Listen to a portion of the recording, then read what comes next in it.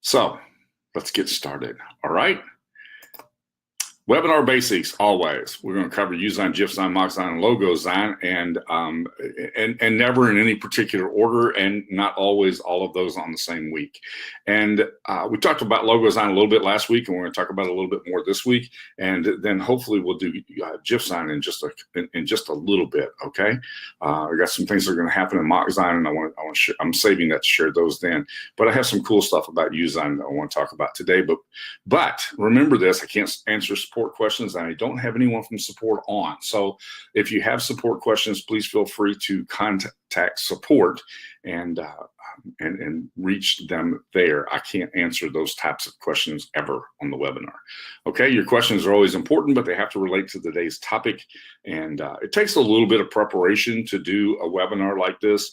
And sometimes you'll ask a question that's just requires things that are not at my fingertips. And so just keep that in mind. It's not that I don't care about you. I don't care about your question. I care very much. I want to make sure that we cover those things. And that's one of the reasons why we do some of the things that we do at the very beginning of the webinar. We go back and take a look at questions that people have posted and things that they've asked so that we make sure that we get those included in the webinar as well.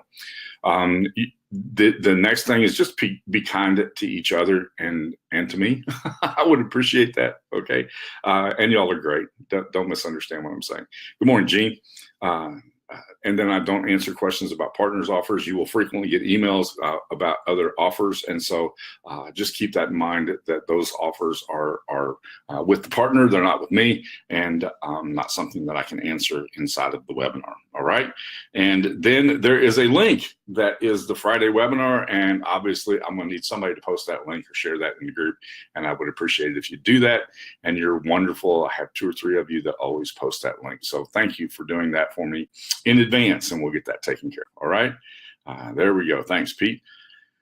And as we're making that move to the new help desk, it will we'll just have to remind you of that frequently and let you know that there are things that you can find there that you won't be able to find anywhere else. And we're in the process of putting up all of the replays of the webinars there. It just takes a long time to get all that stuff moved. And Rose had done a masterful job of outlining the topic of the webinar and putting that in advance. We're not always going to be able to do that, and so I'm going to try to include that in the name instead of calling it the Friday webinar. It's going to be, the webinar on Templatology or whatever we're trying to do, so that it gives you some way to connect with that. We don't have the same capabilities that we had on the other help platforms. So that's one of the weaknesses, but one of the great strengths is that it's pretty easy to do that. And then I've been posting them in the group as well, so that people would have access to them there as well. And so as soon as they're done, I try to get them up into and obviously with this weekend, it's going to probably take until the first part of next week to get them up. But because I'll be traveling, we're going to do about 1,500 miles between Thursday and Sunday. So it takes a little bit to do this. All right. Next thing is, I don't really like this quote: mystery is at the heart of creativity. It is. Mystery is at the heart of creativity.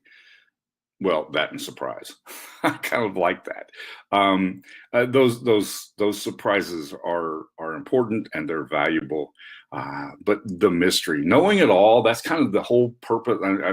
I'm still hanging on to that comment that was made about the undo button and how I talked about life without an undo button. Mystery. And the whole purpose of Clickology is when people say, what happens if I click here? I don't know. Click there and find out.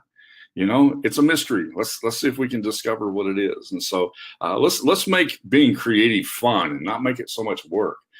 Don't want people to have to work at this as hard as they seem to want to have to do that. So, okay, you got awful quiet. Let me know something's going on so that I can be sure that I'm still connected to you, because I'm not sure how this experience is going to go. Okay, good.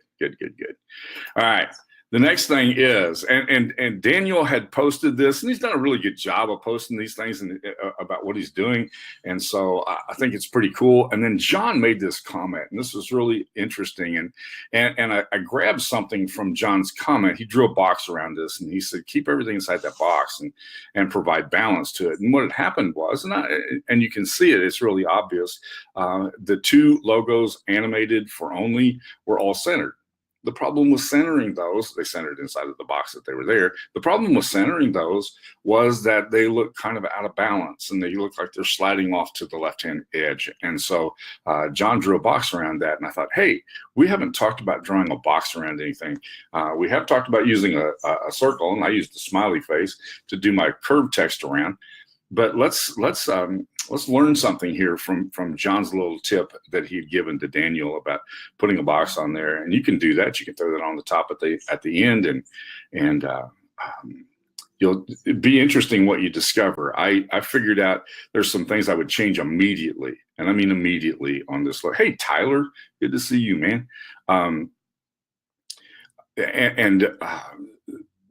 I saw some things immediately that I would change, not drastic things, but just some things that I would immediately change that might make this a much better experience for the person that's using it. Like left justifying that the 3 lines there, 2 logos animated for only, that would make life a little bit easier.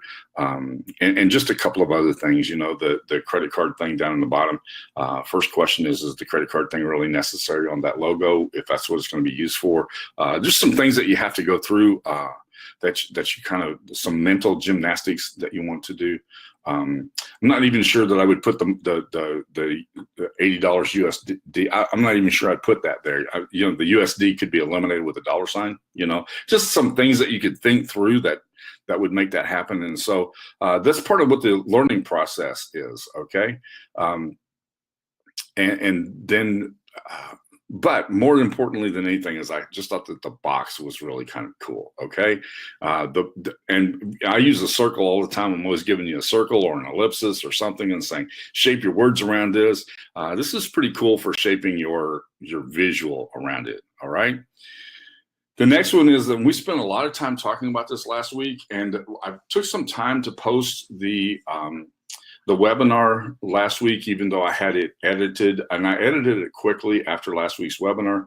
I edited it fairly quickly because I wanted to get that done and off my mind. And I wanted to get it done and off my mind. And so I took a little time to post that. I was just reading your questions. I took a little time to post that.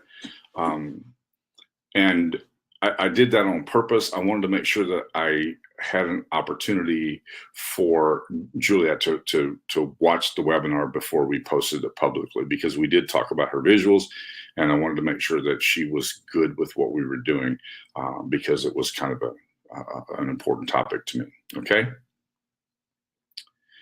Yeah, David, I get that. I think that again, you have to figure out, where's this going to go? Always, I say this all the time, and it's so important that we not forget it. Where's this going to be seen? I always want to know, what's my audience and how's my audience going to interpret, which again takes us to the next visual. And this is the one that we kind of took apart. This is the topic that we kind of took apart as to where this is going to be seen. And so this was the visual that I created for Juliet, and posted it in the group.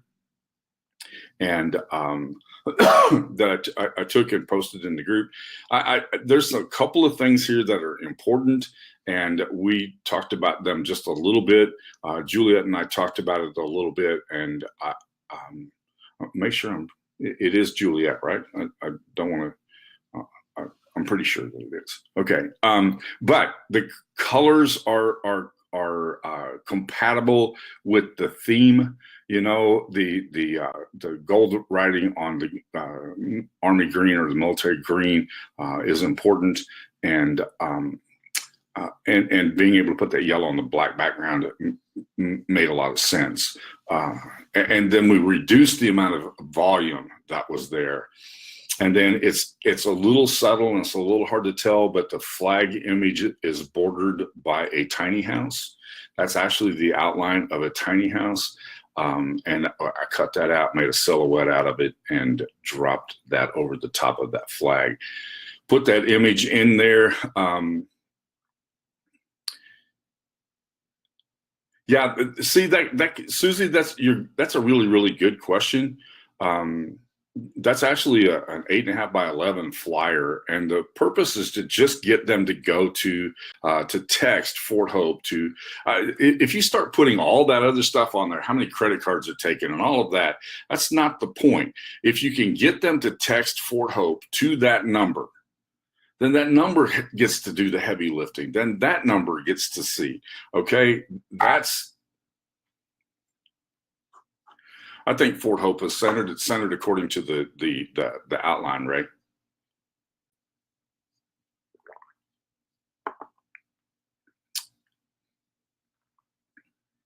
If you're talking about the one at the top, yeah, I actually used the center tool in order to place that in the center at the top. So I'm comfortable with that. I can see within 6 pixels.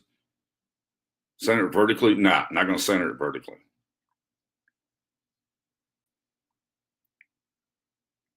Now, matter of opinion, and my opinion is I'm going to put it at the top. So.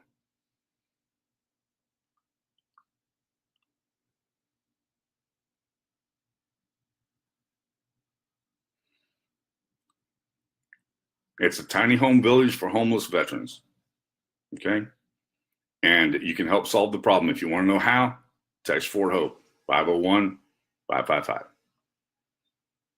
We try to cram too much stuff inside of a visual. I only want the people to respond that are going to respond, you know? And if they've got to read all of that to respond, listen, I've learned this, and I can tell you from vast experience. The person who says, I don't have enough information here, never has enough information. I can tell you that. I've been down that road.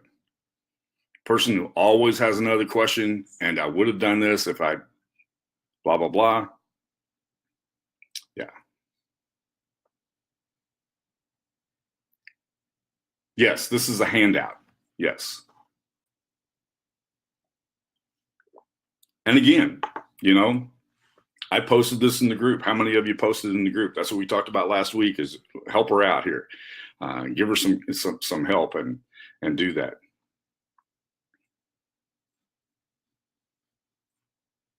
Yeah, that's a true statement too, Gene.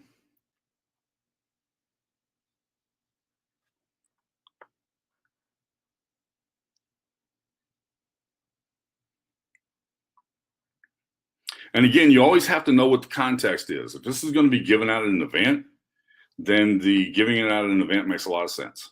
Okay.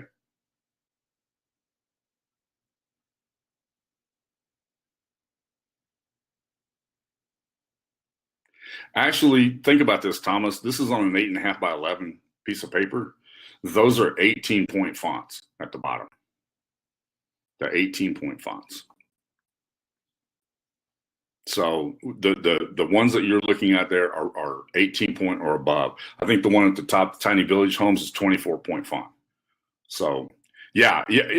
And again, you always have to keep in mind what's the context, how's the delivery method, what's going to be done, and the purpose here was to make a flyer that could be given out at an event, and that's enormous writing for a flyer at an event. All right, the next thing is, and then Gray posted this.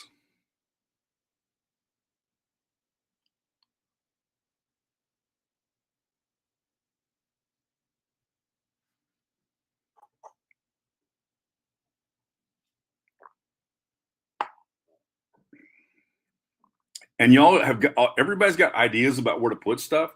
The point is, just do it. At some point, you have to do it. Now, Jeff has made a point. These 3 graphics, and Gray was on last week, and these 3 graphics last week, Gray posted immediately after the webinar. And we talked about this a little bit at the webinar last week, and maybe it wasn't after this week, but anyhow, when Gray posted this, the first comment that was made was, you need to lighten the background so that the graphic stands out. And that's a true statement. You needed to lighten it. And so he posted another one with the background lightened. But I wanted to show you this because it was the use of the outline was important around the letters that made them stand out from the background. But man, if you reduce the opacity of the background, it's amazing what happens. It looked so much better when you did that. And keep in mind that opacity thing is a very valuable tool. The other very valuable tool that we have is a result of a question that was asked in the group this week. And that is, can I take a colored image and make it a grayscale? And the answer is yes. You can take a grayscale and reduce the opacity, or you can take a colored image and reduce the opacity and make it grayscale by using what? Somebody tell me how I did that. Absolutely. The filter is probably the least used tool that we have. And that grayscale filter is incredibly powerful to be able to do this. No, Kim, in this case, what I did was I just simply used the filter on the image itself. You could do that, but when you do that, the color will show through the filter by changing the opacity of it. But there's some other cool things that you can do with that, and we're going to talk about that today. But creating grayscale is something that can really add an interesting dynamic to your visuals. And I wanted you to do that with the filters. You can make some really amazing things with the filters. You have to do it with the filter, and then you can save it, use it somewhere else. There's all kinds of things that you can do, but using that filter becomes a very, very powerful tool. And it was the answer to the question that was posted in the group was, how do I create a grayscale? Well, it's pretty easy. You use a filter, and you just change it to a grayscale. Yes, and Gene's made a good point that it's okay to post your work and let the rest of the group take it apart. Okay, and I'm going to be brutally honest. Last week we said create some visuals for Juliet and share them with her, and I shared mine, and y'all gave great criticism of it. Y'all have great ideas. Nobody posted a visual. Okay, so just remember that. That's my little teacher scolding for you for the day. Okay, that's the only time I'm going to do that.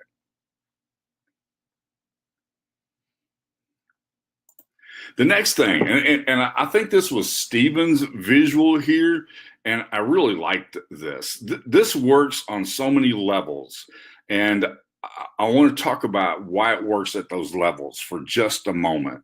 Okay. First of all, we don't have a bunch of different fonts here. All right. Yeah, Gene and Eric both posted things, so thank you. But this works on so many levels, and I really want you to see why this is such an impactful visual. What's the thing that reaches out and grabs you and causes you to pay attention to this? Because again, it's a competition for attention. And it's the slanted floor captain text. I don't know what a floor captain is, but I'm going to find out. It's by putting that at a tilt. Now, y'all have seen that I have some images that I have slanted, that I've saved the text with a particular slant to it, because I think that particular slant to it has made it, it gives it something that I haven't actually seen before. Okay. And so so you can actually save this font in this angle and use it in other places. I have one that's a little bit different slant than that, and I save it and I use it in other places, and you'll see that when we get to the background again. Again, it's very, very plain blue with white lettering on top of it. Works really simple. Not too much color. Yeah, that's the background. And yet there are images in the background. I don't know what they are. It looks like a cityscape. I don't need to know what it is, because if I'm looking at what it is, it detracts from the message itself. Okay. Again, this is one of those things. Obviously, you would be at the point where you're not a total stranger. You don't have zero experience, which is kind of like, why would I text Fort Hope to that phone number? Well, you've had some experience that causes you to have that flyer in your hand. I would have some experience that would cause me to have this flyer in my hand or I wouldn't be interested. Why would I volunteer to be a floor captain? Why would I do that? Well, obviously you're in a place where you would get something about volunteering as a floor captain, right? So, but the slanted text grabs your attention. It's got nice background that's on it. We're using plain white letters. Very simple. The simplicity here helps me get the attention. Does that make sense to everybody?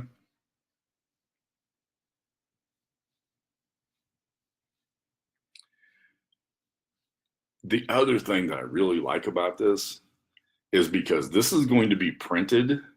I'm assuming it's going to be printed because it's going to be a flyer, right?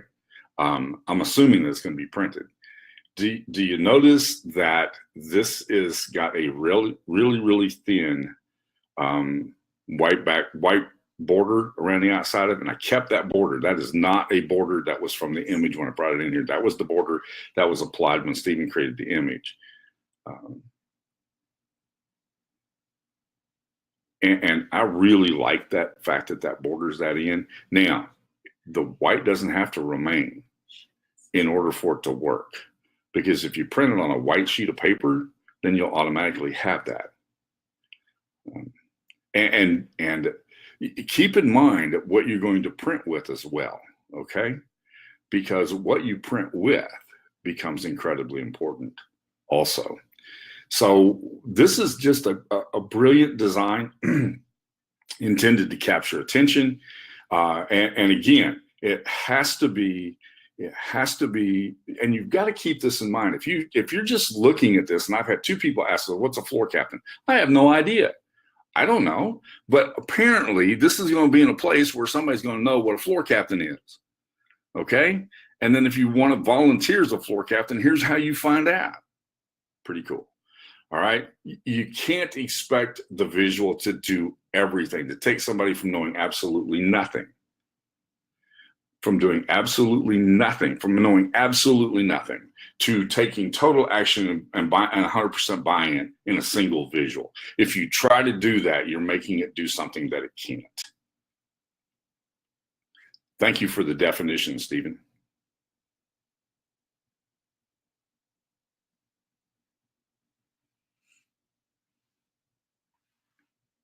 Yes, the lines are really critical to this. If the lines are gone, this isn't going to make quite as much sense. I totally agree with that, Glenna. Thank you for pointing that out. It was one of the things that caught my attention from this particular visual. All right. The next thing, I'm going to ask you a question based upon last week when we talked about using LOGOZIGN as an icon creator. Has anybody done that yet? Remember I showed you these icons over here? Has anybody done that yet? Have you opened up LOGOZIGN to try to use it as an icon creator? Just a question.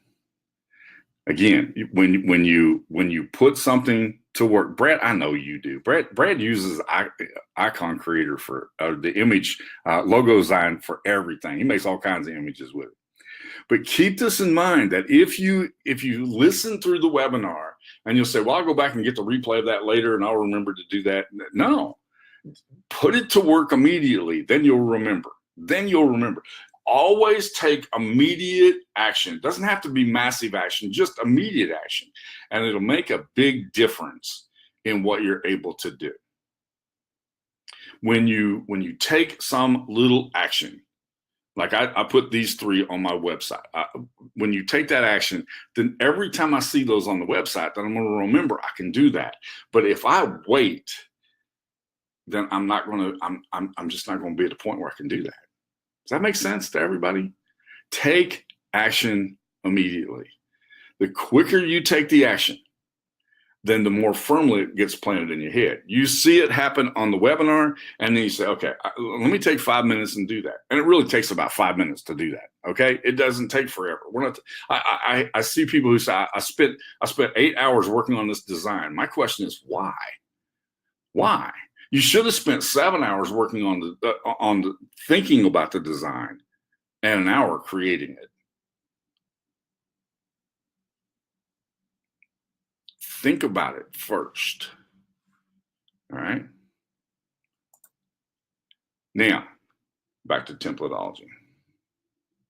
Yeah, I totally agree with you, Kim. Create it, put it away, come back to it the next day, and see what you see when you come back to it the next day.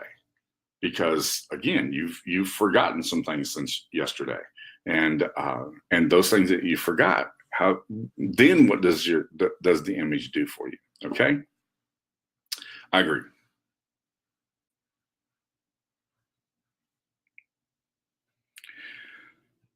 That's different, Brad. But thank you for your comment. All right, back to templatology. Again, we were talking about Pinterest last week, and so my question for you today, obviously, is have you taken anything? I'm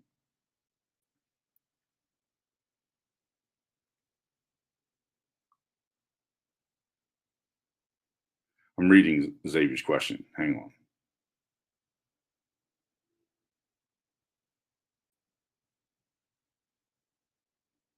Okay, you're gonna have to learn how to post that in the group, and it's really easy. Xavier, I'm going to be on the road within about 3 minutes of the time I finish the webinar today, but there's lots of people in the group that will be glad to help you. Just take a look at the people who are in the group, and it's really easy. I'll open up the group in a little bit and I'll show you how to do that. Okay, to be able to ask somebody for help. And there's lots of people here who will be glad to help you, show you how to post an image there. Okay. Yeah, Kim, you're way ahead of me. You knew what I was going to do, right? I want to ask you if you've posted anything, if you created any pins today for Pinterest, because again, that's one of those things. Got to take action on. We talked about that last week, and you know that Pinterest is a powerful tool. I looked. I had 50,000 views last month. And I thought 50,000 views, man. I don't post that often, but it's a great place to be able to get found. All right. And I want to encourage you to do that. So remember, you've got this little search tool right here. When I searched from A to Z on Pinterest, I found 107 templates that I could just take a look at, scroll through those real quickly, and take a look at. And that way, it does two things for me as a product creator, as an info marketer. I get ideas about things that I could easily link to a pin, and help to not only to get the attention of the pin, but to then take that attention and drive it someplace else. You know, if my image was going to be that first one there is digital eye strain on Pinterest pins. That's a really interesting. That's an interesting Pinterest pin. But if I had a solution to that, do we have a solution to that? Somebody answer that for me.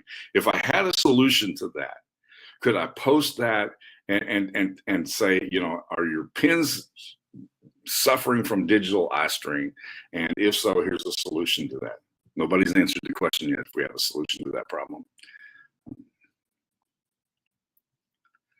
Yes, you're exactly right, Deb. If you take the things that we've been teaching you here in this webinar, you'll have a solution to that. I'm gonna quit getting distracted, Brad. All right, I went over to Pinterest and I said, I'm gonna use Pinterest as a template. Okay, so here is some really amazing looking, fat burning diet plans from Pinterest. All right, that looks pretty appealing to me, right? How much stuff do you see there? How much writing do you see? How much information's crammed on those visuals?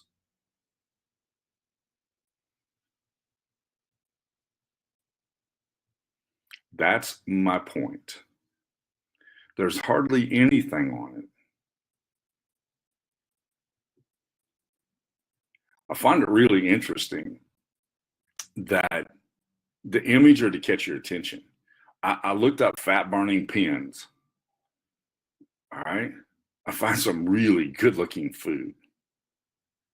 The whole point, Susie, is that you want to lead people to go someplace.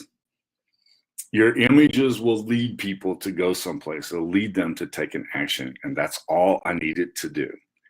Now we're going to just walk from left to right across here. Okay. That's a baked garlic Parmesan chicken. Now, obviously, that's going to take me to the recipe for that. But that's an appealing looking. Yes, John, exactly. Let the image do let the image do the walking, and then let your text, let your call to action, let the place where you're going to go.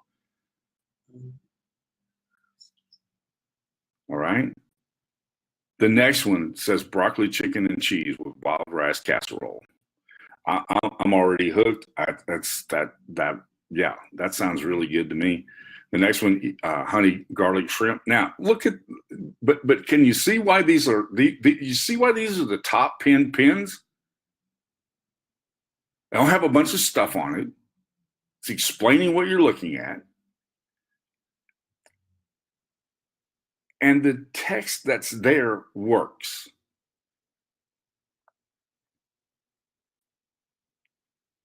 And that's my whole point all along. The text there that works. Now, look at the third one, the easy honey garlic shrimp. Do you notice that the banner that goes across the middle, and it's not really the middle, it's in the lower third, but when it goes across there, that is exactly right, Brad. That's a mouth-watering looking image right there. But the banner is the same color as what?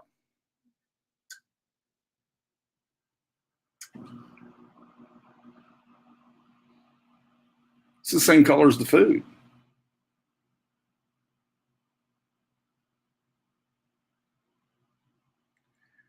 And remember this, okay? Somebody said the text could be a little lighter. It's still these are the top pins in this category. So obviously it works. That's the point I'm trying to make.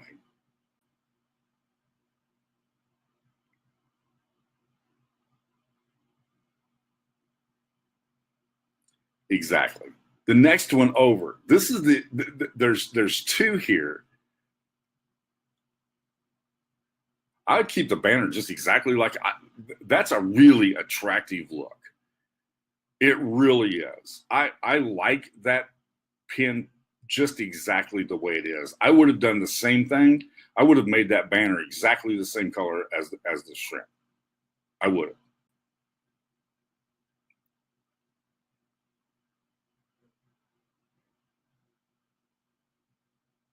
You know, there's a couple of things that you can do. All right, let me let a cat out of the bag here, because opinions are limp and lame, but sometimes you can get a body of those. And I've frequently taken a visual and made 3 versions of it, and then offered it as a Mechanical Turk on Amazon vote thing, or offered it in social media and said, vote on this. And oftentimes my opinions are like spot on. And sometimes they're like, that was the stupidest idea you could have had, Eric. So keep that in mind, that there are ways that you can do that.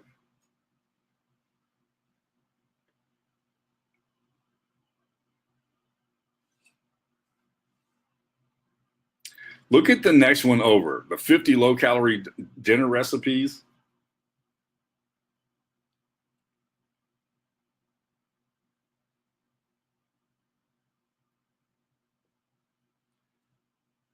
This one has multiple images on the cover.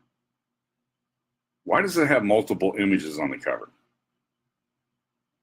I don't agree that it's too cluttered. I don't agree that it's too cluttered for this reason, because it's about 50. 50 is a big number. By having a variety there, one of them is soup, one of them is a rice dish, the other one is pizza, the other one is whatever that is up in the upper right-hand corner. I get the idea that this is a wide diversity and it's a range of things. I think it was important to do that. And 50 is a huge number. So to be able to get it into 4 categories with the images, went like, okay, that's cool. I kind of like that. So, And then the last one, this one kind of had to work, okay? This one has no text with it at all, but the point is that it's a steak filled with veggies. Kind of a cool idea, all right? So, but here's what I'm saying. These are the top pins. You might learn something by going there.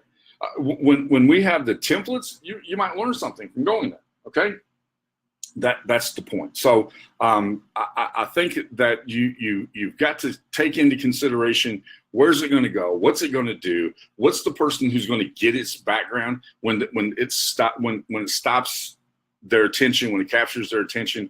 How close are they to the point of call to action, and how do I bridge that gap to get them from here to there? And so the best way to do that is what Kim just said here. Take a look at the things that work. And so that's what I wanted you. I did that with Pinterest today because we had talked about Pinterest last time and how important that Pinterest can be. Now, Ray said this: a picture is worth 1,000 words. It is, but it will never replace 1,000 words. Just keep that in mind, because the call to action's got to have words in it, or you're not going to know where to go. And so work them together. It's not a substitute for 1,000 words, but it has to work together. Okay? Yeah, I agree, Brad. In this case, it's worth about 5 extra pounds. I want to show you something while we were talking about templatology. And I think this is important. And this came up a little bit. Eric discussed it. I did not have time to dig into it, and we're not going to have time to do it today. That's kind of the reason why I wanted to have somebody that from the group that could help with this. I've done a little bit of this, but I haven't done a lot of it. And so this is something I think that we could all agree on this webinar, that we would work together and kind of play through that. We have 3 different places. We have, in addition to the templates, in addition to looking at pins, you can also go to the marketplace to get ideas. But I want to skip down from the marketplace to the next two tabs on the side here, and that is team and messages. And that is, we have the ability to be able to message back and forth to each other and get things to back and forth to one another. And this is a good place to do that. It kind of keeps it. And so I've tested this out with Danny Fortes and a couple of other people. And I would really like to see some of you work this a little bit and share your experience with that, and see if we don't have a way to be able to work back and forth with each other. If you don't have a team listing in your dashboard, that's because you don't have an account that allows for agency, for the addition of agency members, but you still have the message tab.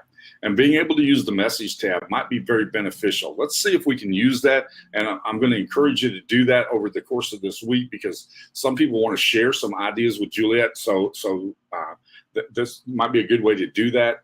And but if some of you will agree to, some of you know each other, and so if you will agree to work together to test that out and to see that, so that we might be able to put that to work. And I'm going to reach out to some of you and have you also connect with me there and see if we can't message back and forth. Like I said, I've done it with a couple of people. I just think it's something that we overlook, okay? Yeah, usually we private message each other, but I think it would be,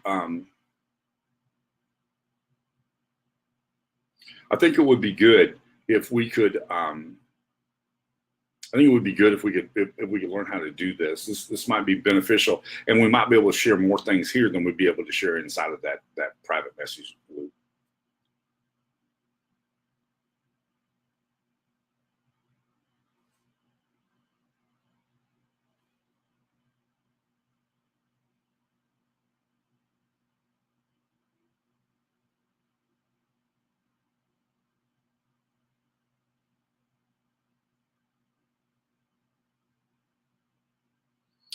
I agree, Stephen. I think that metric would be good if we knew. I don't know how stilted that would be, because Stephen's asked if it would be possible for us to keep a track of the metrics, if we could see how many times the template had been loaded, or how many times the template had been taken from template and turned into a design. I don't know if the capabilities are there to do that. I know we can track how many designs somebody has, and that's kind of cool. We used to get badges for so many designs that you'd done. It's a good idea. I really like the idea. However, that would be a little bit stilted in one direction, because a lot of times I'll see something in a template, I'll upload that template, I'll take the little thing that I see that I want to use, and I'll keep it and can the template. So, but I think that makes good sense. That's exactly what I'm saying, Thomas, is that a lot of times we pick a template, we may not use it, we might take it apart to see how was that designed, which I really highly encourage people to do. Take your templates apart, figure out how they were put together, and then do the next thing here, which is figure out what colors are there and why those colors work, and so on. And then I want to get to the canvas, and we're going to run out of time, but I want to get to the canvas. Just a reminder again, keep things simple, and it plays into this. I like that idea a lot, Stephen. I really do. I'll make that suggestion, because I like that idea a lot. Let's give a thumbs up to the template. I like that, and then we can kind of follow that. Cool idea. Thank you, Stephen. I want to show you something. I had a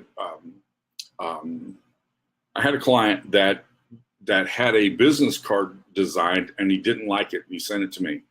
And he said, "What can you do with this?" And I've made 9 different permeations of this thing. And he came back with this. And I want to show you this, and I want to show you why I don't like it. And then we want to talk about it as a group, okay? And this is it. Anybody know why I don't like it? There's something about this there's 2 things about this that I don't like.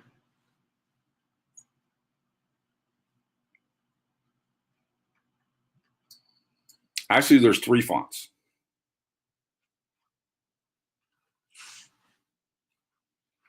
Now, I really like the cable on the left. I really like that, because it's a cable designer. So that kind of makes sense.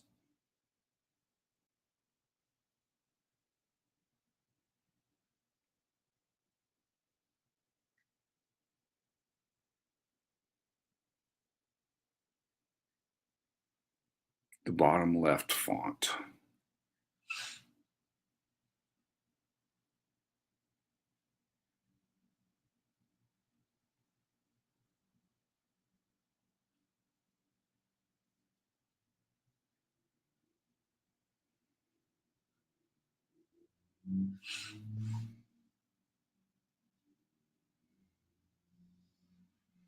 Again, Eric, the answer to that question is the people who would see this will know the answer to that.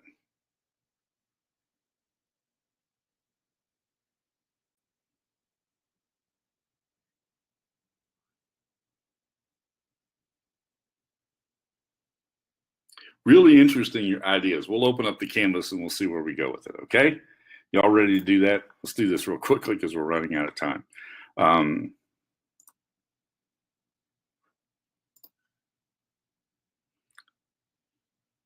Takes a moment for me to catch up here to switch my screen, so give me a second.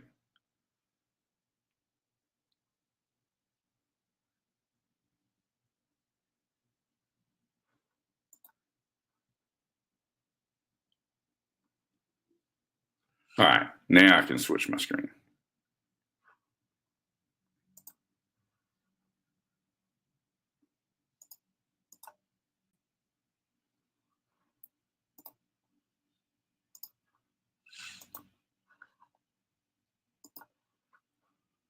Let me move this over here.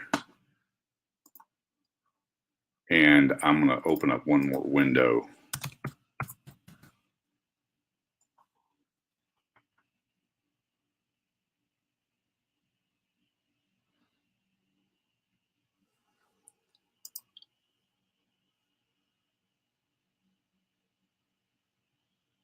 Are you seeing my canvas? Okay, good. All right, this is what I had sent to him, and he thinks the logo needs to be more prominent.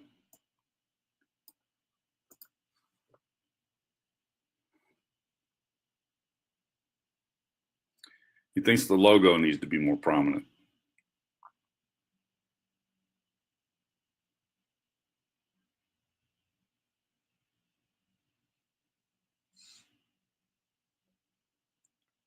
Let me show you what I don't like about making the logo bigger, okay?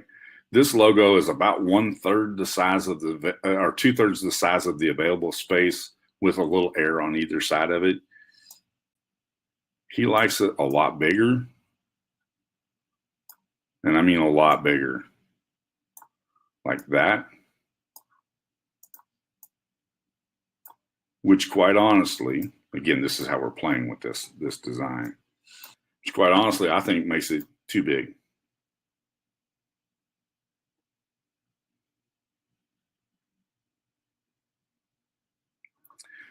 See, I'm a big fan. We talked about this about the thirds the other day.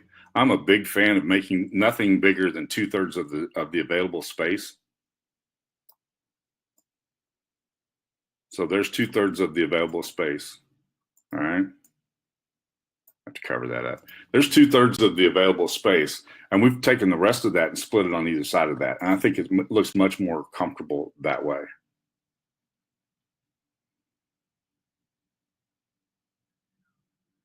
You're not seeing my screen? Gene and Glenna say they're not seeing the screen. Nobody's seeing the screen? Okay, that's a disaster. Hang on a second. Let me find this. We'll get it here. All right. How'd that happen?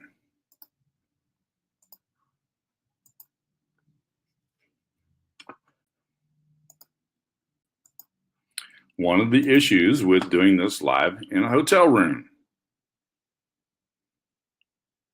There you go. Now do you see it?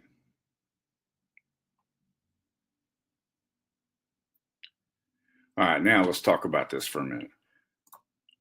What his idea was to make this logo take all of that space, and I think it's too big. Because like I said, and I say it to you all the time, I'm a big fan of having room to breathe. Okay? I totally agree about the social media icons are completely unnecessary in a business card. Totally unnecessary.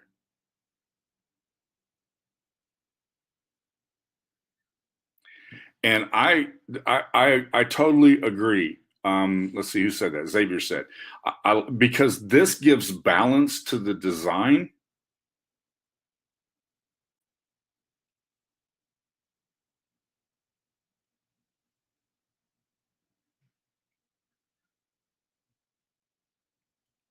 Green's not an option, Brad.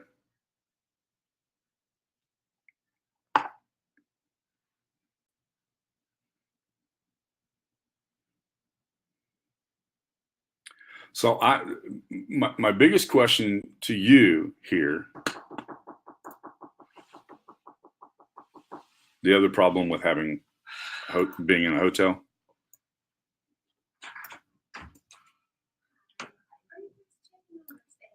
We're going to be checking now. He's just finishing up a little work. He'll be out here in about 30 minutes. Yeah, the knock on the door. That was it. Yeah, I agree. I think that this size of the, which is about, like I said, about 2/3 of the size of the available space.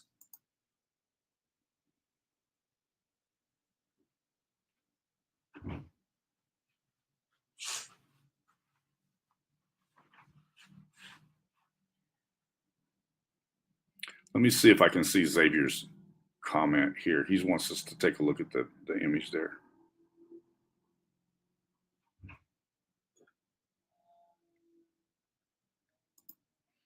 Let's do this. Hang on a second. This is always scary because I never know what I'm going to have pop up when I open up Facebook Live with everybody here.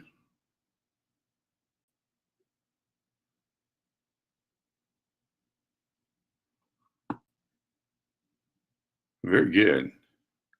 All right. Yeah, I like that. I like that. Again, simplicity. Simplicity.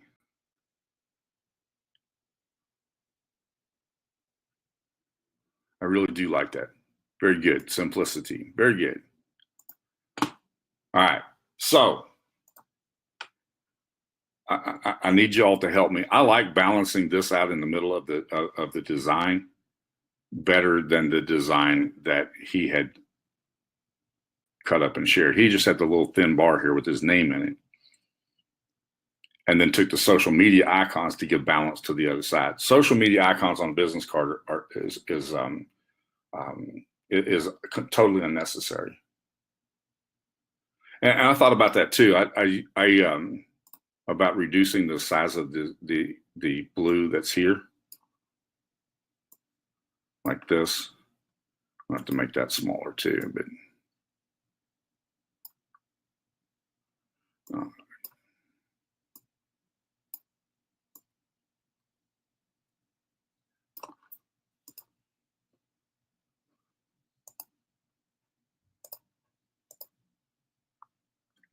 that gives a little balance to it. The earlier image, I didn't like it because the balance was all jacked up.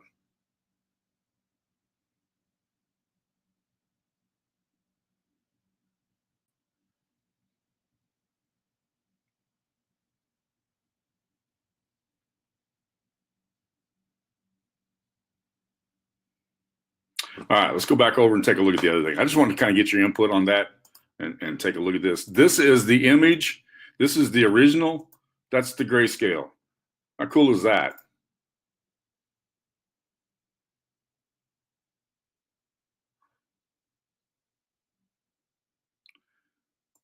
Pretty cool stuff that you can do with that. Now, does anybody know where this image came from? It came from a template. But the only thing that was visible on the template was this. And I simply moved it over and then grayscaled it. Changes the dynamic of the image drastically.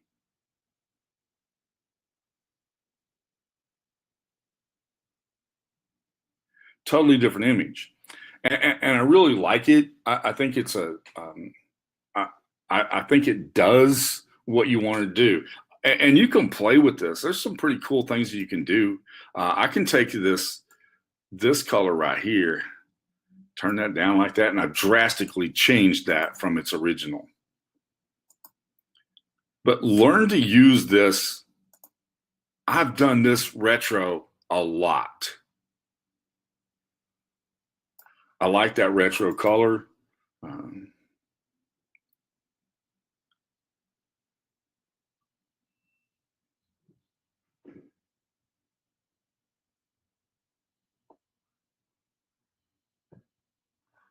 But if you'll learn to use the this filter tool, it's pretty cool what you can do with it.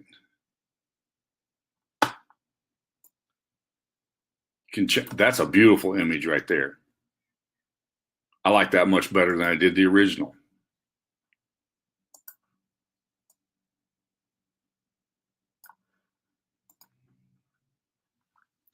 But before you give up on an image, find some ways to make it work. And I agree, Stephen, if I'm going to do this as a flyer, it's going to be grayscaled because it works better. Yeah, I do too. I really like this Lomo filter right here, and then playing with the opacity of it. You can play with you can actually play with the opacity of the picture and the filter as well. You can do some pretty awesome stuff.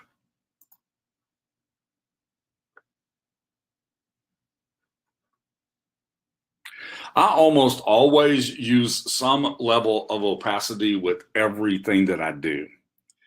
Some level. of opacity. I may turn the original image down just a little bit. It takes a little of the sharpness and crispness off of it if I'm going to use it as a background. Now, if I'm going to use it as a foreground, it's different.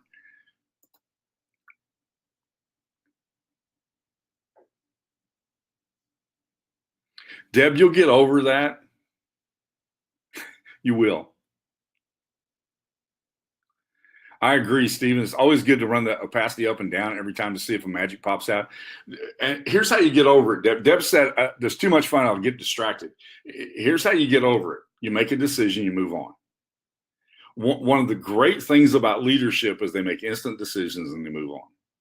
And so I'm going to look at this. I'm going to run it through my head. I know that there's going to be a couple of things that are going to work and a whole bunch of things that are not. And I learn pretty quickly.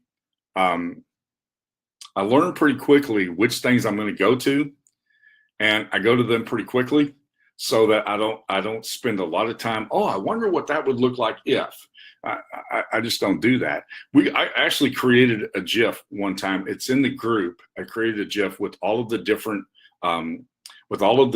filters on the same background, and that's kind of fun to go through that. And I don't identify which ones they are, but it's kind of fun to go through that, and you only have to do it a couple of times. Yes, it does come from using it over and over, and I never cease to be amazed how many people that the only time that they'll ever use their program, whatever I don't care what program it is, the only time they ever use their program, is when they have something that they have to get out the door. You'll never master anything if that's the only time you ever use it. And with that, I'm going to have to close because I got to get on the road. I got a long ways to go and a short time to get there. I actually did a topic on how to create a silhouette, and you can actually do that, and you'll find it in the group. You'll find it in the group. I've done a couple of videos in the group on how to create a silhouette from an image. The stock answer is no, you can't do that. The Eric answer is, oh yeah, you can. And here's how. And so I obviously don't have time to do that now. We may do that again in another future video or another future webinar, but it's pretty cool. All right. Thank you so much for joining me today. I've got to get on the road. I will be back here next week, not here in O'Fallon, Illinois at the Drury Inn in the hotel room 201, but I will be back in Huntsville, Alabama, back in paradise. I look forward to seeing you then. Thanks for joining me today.